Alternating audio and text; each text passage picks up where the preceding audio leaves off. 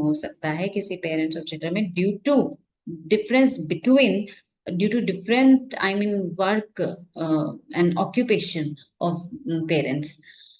तो इसमें ये चीज एग्जाम्पल में ये भी समझाई गई है कि जो मैथ्स और साइंस बैकग्राउंड से आ रहे हैं जो पेरेंट्स, तो वो रैशनल और लॉजिकल थॉट और एनालिसिस ये सब लगाते हैं अपने बच्चों को डील करने के लिए, और उसको वैल्यू बहुत करते हैं, उस लॉजिक को, एनालिसिस को, उसकी वैल्यू बहुत करते हैं। इसलिए वो एजुकेशन के प्रति बहुत जागरूकता रखना चाहते हैं अपने बच्चों को कि मैथ्स और साइंस वो लोग पढ़ें। वो चाहते हैं, एक्सपेक्ट करते हैं कि हमारे बच्चे, अगर हम साइंस मैथ्स बैकग्राउंड से हैं, वो अवेयर हैं, तो इसलिए वो चाहते हैं वो अपने बच्चों को primary as well as secondary education में मैथ्स और साइंस ही, मतलब उन बच्चों को जरूर पढ़ा जाना चाहिए। It's very important in life, that's how they understand from their occupation and their work.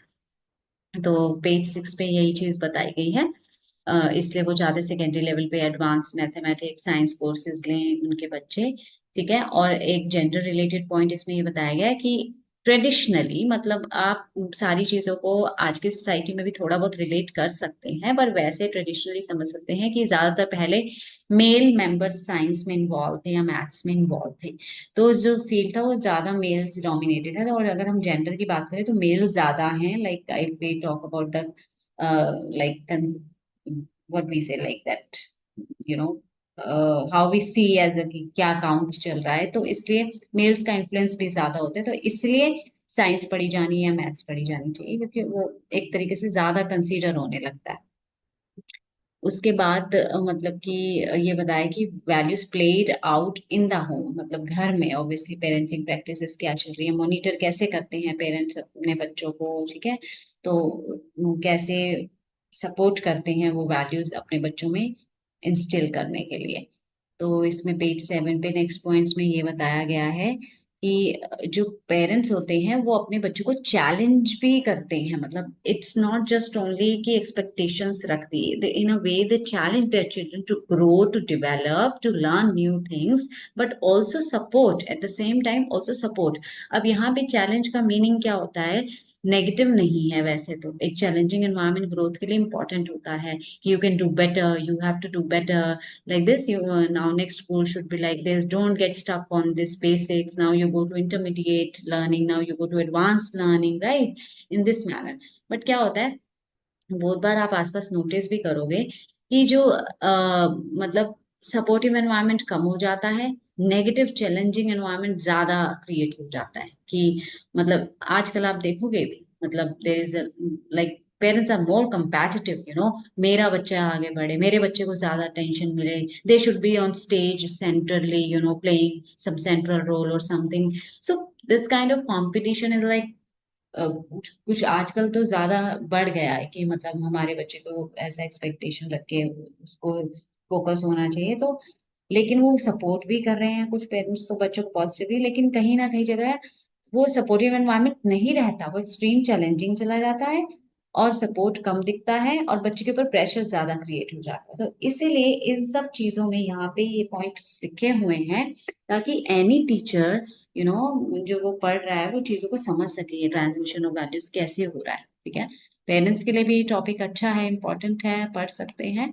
But I mean for teachers that's why मतलब दिस टॉपिक इज इम्पोर्टेंट कि कैसे कैसे वैल्यूज जो है ट्रांसमिट होते हुए, और चैलेंजिंग या सपोर्टिव एनवायरनमेंट कैसा बैलेंस होना चाहिए, एक्सट्रीम नहीं जाना चाहिए।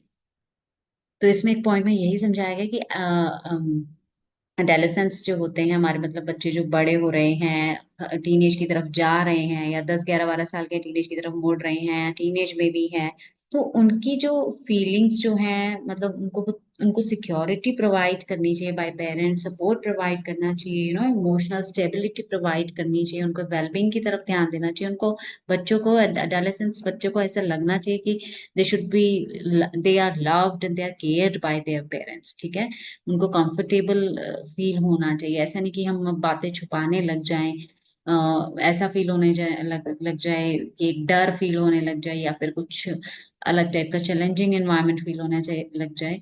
तो उनको सपोर्टिव लगना चाहिए, एनवायरनमेंट कंड्यूसिव लगना चाहिए बाय पेरेंट्स, और by also in school, in community, by elders. तो अब क्या है, पेज 8 पे यही लिखा है कि पेरेंट्स जो है चैलेंज करते हैं अपने बच्चों के आगे, हाई एक्सपेक्टेशंस रखते हैं कि हमें तुमसे बहुत हाई एक्सपेक्टेशंस है। वो उनको मोटिवेट करते हैं एक तरीके से कि तुम अपने टाइम का सही इस्तेमाल करो, मेहनत करो, सेल्फ कॉन्फिडेंट रहो, इंडिपेंडेंट रहो, आगे बढ़ो, मतलब कुछ सीखो, बढ़ते जाओ आगे, मतलब इस टाइप का।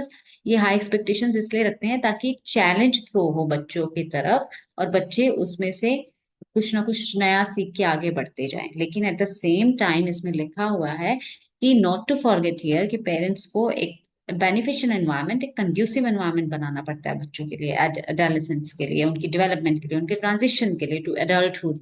क्योंकि अगर अब हम साइंस को यहाँ पे पढ़ें तो देखो, अब ये सिर्फ बीएड कोर्स है, लेकिन हमें यहाँ पढ़ समझना है, हम एक बहुत चीजों को मतलब हम एक कॉमन पॉइंट पे लाके समझने की कोशिश कर रहे हैं कि हम पढ़ते हैं टीनेज के टाइम पे, एडल्टहुड जब बढ़ रहे हैं बच्चे, ग्रोथ पे हैं, तो हॉर्मोन्स आ रहे हैं, केमिकल्स आ रहे हैं।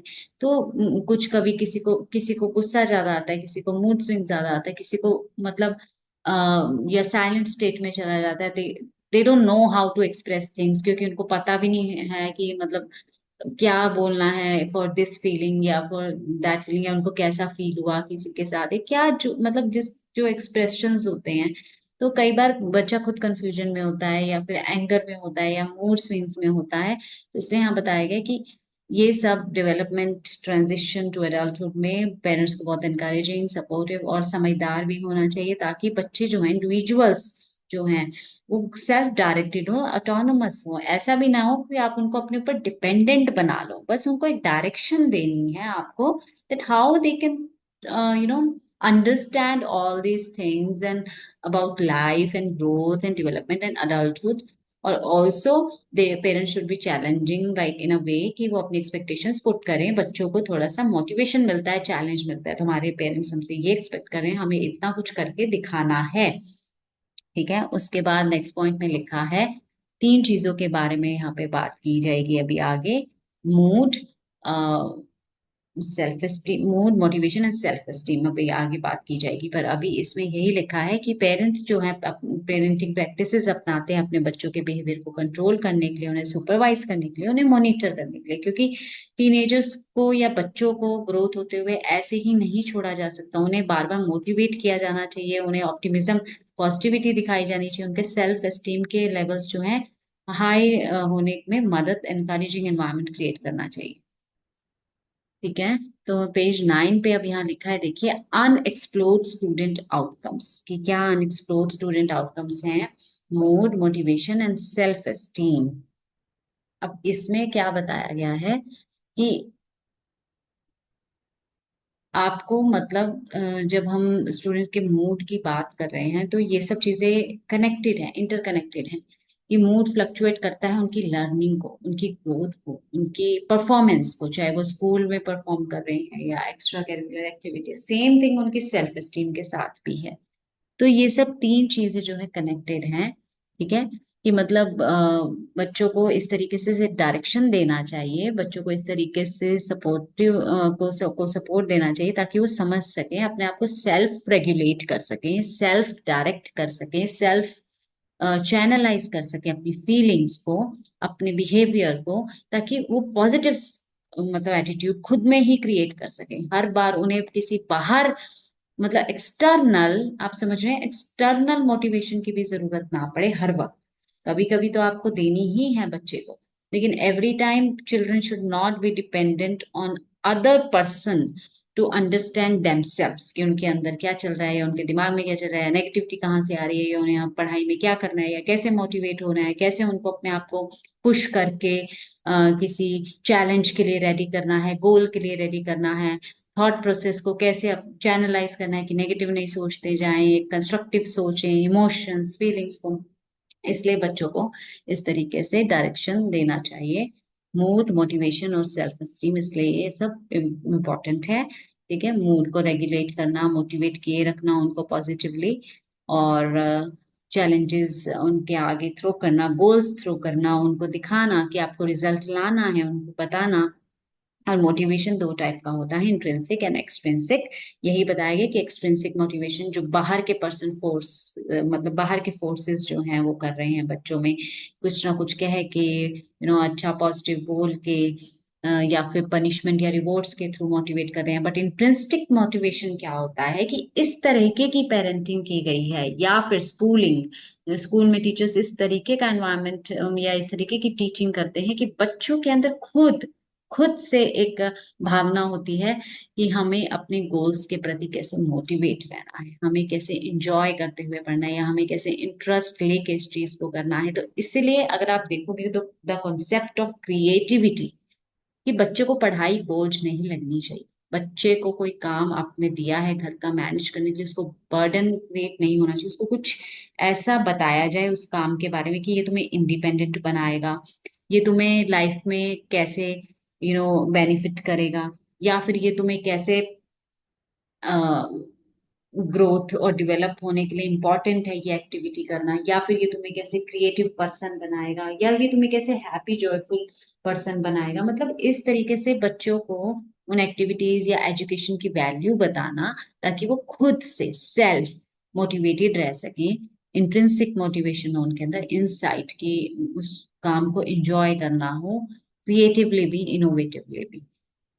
ठीक है। उसके बाद हम वही सेल्फ एस्टीम के बारे में लाइन पढ़ते हैं कि बच्चों को खुद की सेल्फ वर्थ के बारे में सही इवेल्युएशन होना चाहिए। ऐसा नहीं कि वो हमेशा बार पेरेंट्स से ही उनमें सेल्फ एस्टीम जगा रहे हैं या फिर बता रहे हैं।